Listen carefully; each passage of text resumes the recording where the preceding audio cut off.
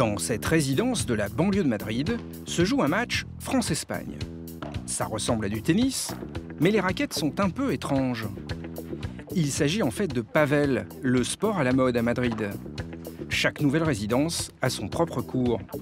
Et ce match oppose les membres d'une même famille, les Ruiz. On le fait tous les week-ends. On aime bien parce qu'on peut jouer toute la famille ensemble. Donc, c'est très agréable. Un couple franco-espagnol. Gabrielle, la femme, est bretonne. Son mari, Pepe, est né à Madrid. Ils ont 2 garçons de 10 et 5 ans et aussi une fille de 13 ans. Pour Gabrielle, la vie en Espagne, c'est sympa.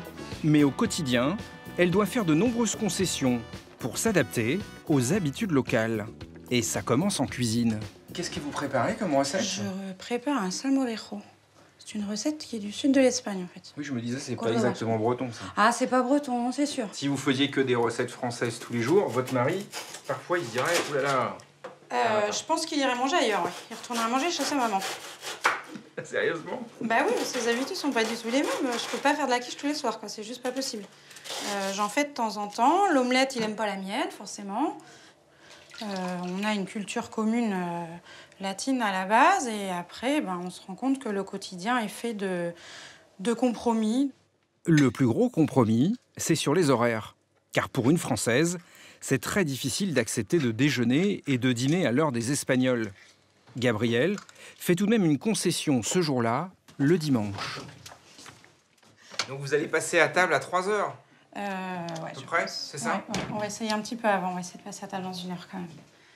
Le reste de la semaine, c'est pas du tout ça, les horaires. C'est plus, on est plus dans mon camp que dans le camp espagnol, on va dire. Ah, parce qu'il y a 2 camps. Il y a 2 camps, ouais. Il y a 2 camps. Il y a le camp espagnol et le camp français. Pour tout. Pour tout. Même quand on fait du sport, il y a la France contre l'Espagne. Donc, Et donc, pour les horaires, il y a particulièrement 2 camps, c'est ça?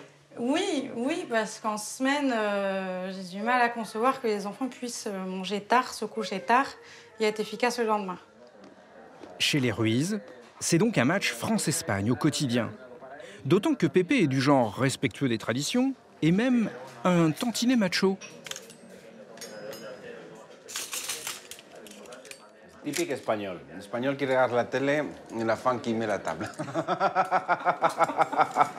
Est-ce que c'est une Il va se prendre sa tortilla de patata dans la figure, mais alors... Non, mais normalement, c'est moi qui mets la table. Hein. T'as déjà vu une omelette volante? Pépé aime provoquer sa femme. Il en rajoute un peu. Car souvent, il aide son épouse. Mais il a une conception de la vie de famille très classique, voire très traditionnelle. C'est important, la famille en Espagne. Hein? Peut-être plus qu'en France encore. Oui. Oui, tout à fait, tout à fait. Ici, normalement, le week-end, tous les Espagnols mangent les samedis avec ses parents et les dimanches avec les autres parents. Et ça, c'est fait tous les week-ends. À l'heure de l'apéritif, Pépé apprécie que tous ses enfants soient à leur côté. Muchos frutos secos estos. Ouais. Alors Anna, est-ce que tu te sens autant espagnole que française? Un peu plus espagnol. C'est respectable, hein, c'est 50-50, donc... Toi, Victor, t'en penses quoi? C'est espagnol. Et c'est mieux l'Espagne, non? Et toi, Diego, t'es quoi? Espagnol ou t'es français? Les deux. Les deux? Bien. Les enfants s'affirment plutôt dans le camp espagnol. Et ça va se vérifier à table. Gabriel leur sert son fameux salmorejo. Jolie couleur, mais ça ne suffit pas. Mais il y a trop de tomates. Tu rigoles ou pas? Il y a trop de tomates, c'est vrai. Ils sont un peu durs avec vous, là. Ils sont carrément durs. Quant à la tortilla, l'omelette madrilène, c'est une recette de sa belle-mère, la grand-mère espagnole de ses enfants. Il aime bien. Ouais. T'en penses quoi, Anna? Elle est comme celle de l'abuela ou toujours pas? Toujours pas? C'est pas possible. C'est dur d'égaler votre belle-mère, c'est ça? La barre est drôlement haute. Hein. Oui. Faut dire. Gabrielle essaie pourtant de bien faire. Mais à en croire son mari, elle est restée un peu trop dans le camp français. Elle ne s'est pas totalement fondue dans la culture et le mode de vie espagnol. Elle est toujours française.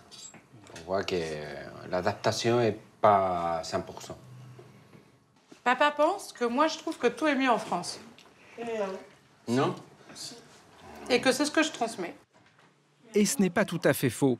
Gabrielle conserve son regard de française sur les Espagnols, plutôt critique. Bon, les Espagnols sont fiers quand même, donc faut faire avec, quoi. Et macho. Et un peu macho, ouais, moi je trouve. Nous, les Espagnols, on est très fiers. Ouais. Par contre, je trouve que les Français, toujours, se plaignent de tout. Se plaint. Ah, nous, on se De plaint, tout, ouais, de le tout, temps. de tout, de tout. C'est autre Et chose que j'aime toujours, bien ici. ils font la comparaison avec la France. Ainsi, les Espagnols seraient beaucoup moins râleurs que les Français. Un débat qui est loin d'être clos dans la famille Ruiz. La bonne humeur espagnole est-elle contagieuse? C'est ce que l'on a cherché à savoir.